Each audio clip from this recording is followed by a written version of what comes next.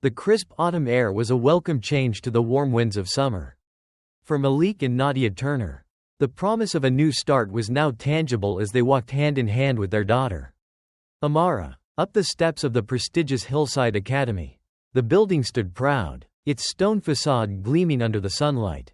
Nestled in a progressive and affluent part of town, this was everything they had dreamed of: an elite school offering the best of both worlds, academic excellence and a community where diversity was celebrated. Amara had always been a bright, inquisitive child, her natural curiosity and compassionate heart pushing her toward leadership roles even at a young age. Malik and Nadia had endured years of struggle in their previous neighborhood, facing subtle and at times overt racism. But here, in the heart of a progressive community, they believed their daughter would thrive, free from the shadows of prejudice. After all, Hillside Academy boasted a reputation for inclusivity, diversity, and an environment where children from all backgrounds could grow. The annual parent-teacher conference was in full swing. The hallway was lined with colorful artwork, each painting and drawing a testament to the creativity and talent nurtured within the school's walls. Malik, with his reserved demeanor, exchanged a few quiet words with the other parents while Nadia chatted with a few familiar faces. They were anxious to meet Amara's new teacher, but their hearts were full of pride as they thought of the transition they had made just to ensure that their daughter would flourish here. Amara's current teacher, Mrs. Evans, greeted them with warmth and enthusiasm. "It's been a joy having Amara in my class," she began, flipping through Amara's work with visible pride. "She's at the top of her class, both in reading and math, and she's demonstrated exceptional leadership skills. She even organized a study group last week to help some of her classmates with their multiplication tables." Malik and Nadia exchanged a smile, pride swelling in their chests as they heard about Amara's leadership and kindness. Just as they were about to finish their meeting, the door opened, and a new face stepped into the room. "I'm sorry to interrupt," the woman said, her blonde hair tied back in a neat bun, her smile bright and inviting. "I heard the Turners were here, and I just wanted to introduce myself. I'll be Amara's teacher starting tomorrow." Malik and Nadia stood to greet her. The woman's name was Ms. Claire Montgomery. She spoke with a natural charisma that immediately put them at ease. As she discussed her teaching philosophy, Nadia was struck by how much she resembled their expectations for a teacher. Amara would be in good hands, she reassured herself. Ms. Montgomery's enthusiasm for teaching, her warmth, and her promise to nurture every student's individual talents made it clear that she cared deeply about her work. The meeting ended with Ms. Montgomery's warm promise: "I can't wait to meet Amara tomorrow. I know we're going to have a fantastic year together." Later that night, the Turners sat down to dinner, their minds full of the promises and hope for their daughter's future. Amara was bouncing in her seat, eager to share all the details of the meeting, but Malik and Nadia couldn't help but think how far they had come. After moving to this new neighborhood, they felt like they had finally found a safe haven for Amara, away from the bullying and prejudice that had scarred her in their old school.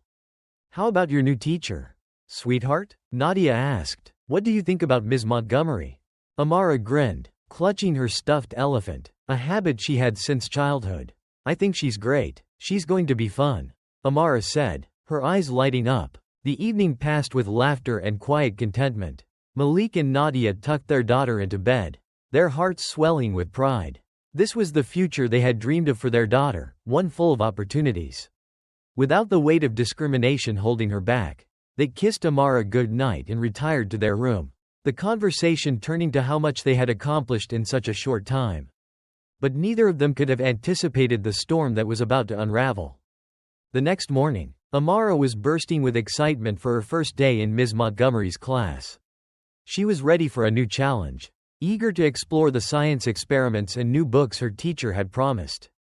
Malik couldn't help but smile as he watched Amara prepare. She was the perfect blend of his own analytical mind and Nadia's artistic soul. He felt proud of her, of how much she had grown.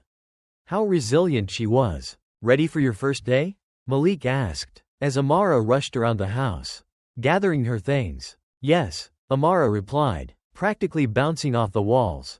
"I can't wait." As they drove to school, Malik felt a wave of satisfaction. Their decision to move had been the right one. The school, the neighborhood, and the promise of a fresh start, It was everything they had hoped for. He waved goodbye to Amara as she boarded the bus, watching her excitedly join her friends, her braid bouncing in the morning sun. The day passed uneventfully at home. Malik and Nadia spent time together, enjoying the peaceful morning. But as the afternoon wore on, and Amara's school bus finally arrived, the atmosphere began to change. The usual cheer and excitement in Amara's steps as she bounded up the driveway was missing.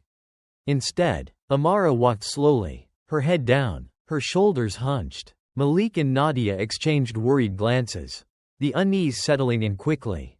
This wasn't like Amara. She had always been full of energy after school, eager to talk about her day.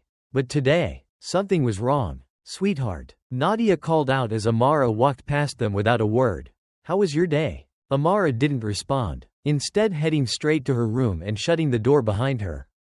Malik's heart sank. "This isn't normal," he muttered, his worry growing. A few minutes later, they knocked on Amara's door, calling her name gently. When they entered, they found her lying on the bed, clutching her favorite stuffed animal tightly.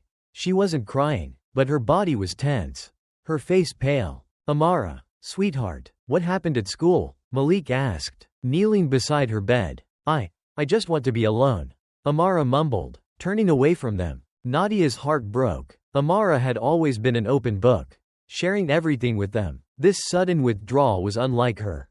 "It's okay, honey, you can tell us anything," she coaxed gently. Amara sat up slowly, her eyes brimming with unshed tears. It's hard," she whispered. "I don't want to talk about it." They sat in silence, their concern growing. Was it just first-day nerves? Or was there something more?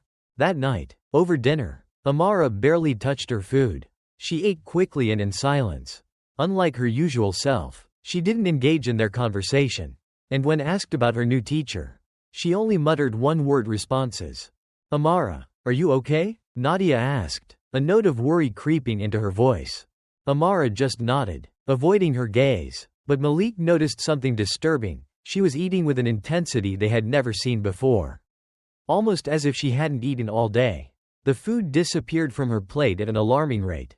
And when offered more, she quickly grabbed it without hesitation. Something was wrong. The next morning, Malik decided to take matters into his own hands. He had a deep sense that something was off. Something his daughter wasn't telling him. So, he followed her to school, intending to observe. As Amara entered the cafeteria, Malik kept his distance, watching carefully. To his horror, he saw Ms. Montgomery approach Amara in the lunch line. She spoke to the lunch staff and then, with a smile that didn't reach her eyes, handed Amara a tray. But this tray was different. It didn't contain the usual school lunch. It was something that looked grotesque, a fried frog. A frog, with its legs splayed out, sitting on a tray meant for a child. Malik's blood ran cold. Unable to contain his anger, Malik rushed into the cafeteria. "Amara," he called out. When his daughter saw him, she ran straight into his arms, trembling. "Who gave you this food?" Malik demanded, his voice thick with emotion.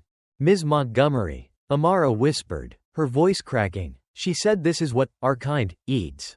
What followed was a whirlwind of actions. Malik immediately called the police, reporting a hate crime. When the officers arrived, the investigation began. He demanded that the school hold Ms. Montgomery accountable for her actions. As the police gathered evidence, it became clear that this was not an isolated incident. There was video footage, students who had witnessed it, and proof of the grotesque meal. Ms. Montgomery was arrested and taken into custody for committing a hate crime.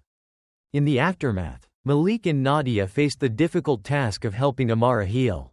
They had always believed in the goodness of others, but this had shaken them to their core. The racism Amara had experienced in their supposed safe haven had exposed the deep, systemic issues that still existed even in progressive communities. But they promised Amara one thing: they would fight for her. They would make sure that no child would ever face what she had faced. And they would ensure that the school would be a better place, free from hate.